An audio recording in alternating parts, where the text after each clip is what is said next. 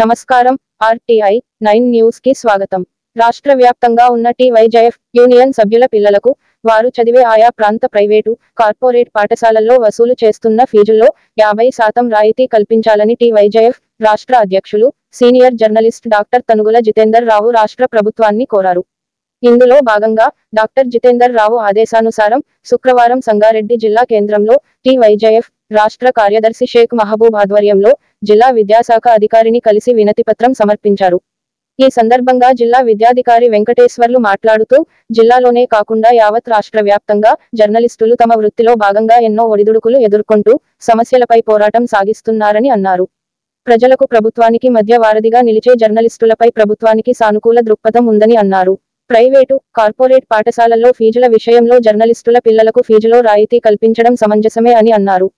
జిల్లాలోని private, corporate పాఠశాలల యాజమాన్యాలతో త్వరలోనే చర్చించి జర్నలిస్టుల న్యాయమైన డిమాండ్ను నెరవేర్చడానికి కృషి చేస్తానని అన్నారు.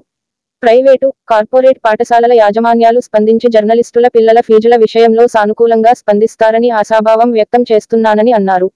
ఈ సందర్భంగా జిల్లా విద్యాధికారిని కలిసిన వారిలో టీవైజేఎఫ్ జిల్లా ప్రధాన కార్యదర్శి మడపతి, టీవైజేఎఫ్ సంగారెడ్డి జిల్లా వర్కింగ్ ప్రెసిడెంట్ జగత్ కృష్ణ రాజశేఖర్, టీవైజేఎఫ్ సంగారెడ్డి జిల్లా executive member T. Venkatesh, TYJF Patancheru నియోజకవర్గ అధ్యక్షుడు పట్లోళ్ల హరీష్ రెడ్డి, టీవైజేఎఫ్ పటాన్చెరు మండల ఉపాధ్యక్షుడు శ్రీకాంత్ తదితరులు పాల్గొన్నారు. Departments issues